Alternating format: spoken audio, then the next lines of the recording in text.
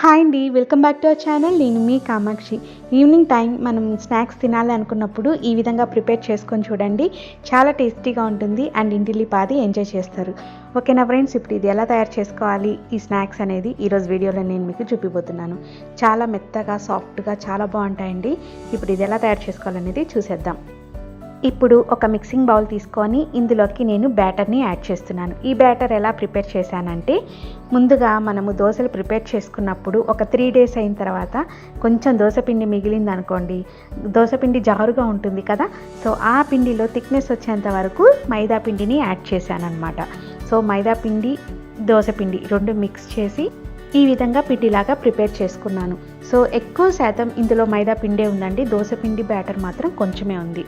So వేసుకున్న తర్వాత ఇప్పుడు ఇందులోకి మనము ఆనియన్స్ ఇవన్నీ కట్ చేసి పెట్టుకోవాలి. ఇక్కడ వచ్చేసి నేను సన్నగా తరిగి పెట్టుకున్న ఆనియన్స్, నెక్స్ట్ కరివేపాకు, అల్లం ముక్కలని నేను చూపిస్తున్న విధంగా సన్నగా కట్ చేసుకొని పక్కన ఉంచుకోవాలి. ఇప్పుడు వీటన్నిటిని మనం ప్రిపేర్ చేసి పెట్టుకున్న బ్యాటర్లోకి యాడ్ చేసుకోవాలి. ఇలా సన్నగా తరిగి పెట్టుకున్న ఉల్లిపాయలని యాడ్ చేసుకోవాలి. ఇక్కడ నేను ఒక 3 ఆనియన్స్ పెద్ద సైజు తీసుకున్నానండి. ఉల్లిపాయలు ఎంత యాడ్ చేస్తే అంత టేస్టీగా ఉంటుంది. తర్వాత ఇలాగ సన్నగా తరిగి పెట్టుకున్న కరివేపాకును కూడా ఇందులోకి యాడ్ చేసుకోవాలి. తర్వాత సన్నగా తరిగి పెట్టిన అల్లం ముక్కలను కూడా వేసుకోవాలి. మీరు కావాలంటే ఇందులోకి పచ్చిమిర్చి ముక్కలను కూడా యాడ్ చేసుకోవచ్చు. అండ్ మీకు నచ్చినట్టయితే చిటికేడు బేకింగ్ సోడాని యాడ్ చేస్తే బాగా మెత్తగా వస్తాయి పునుగులు. ఇక్కడ పిల్లలకి ఇబ్బంది అవుతుందని చెప్పేసి నేను కారం యాడ్ చేస్తున్నాను. సో ఇప్పుడు కారం యాడ్ చేస్తున్నాను. తర్వాత ఇందులోకి కొంచెం కలర్ఫుల్గా ఉండడం కోసం పసుపుని, ఉప్పుని యాడ్ చేసుకొని ఈ విధంగా బాగా చేత్తో మ్యాష్ చేస్తూ మిక్స్ చేసుకోవాలి. ఈ విధంగా చేత్తో బాగా మిక్స్ చేయడం వల్ల ఏంటంటే ఉల్లిపాయ అనేది బాగా కలిసిపోతుందండి పిండిలోకి. సో ఈ విధంగా బాగా మిక్స్ చేసుకోవాలి.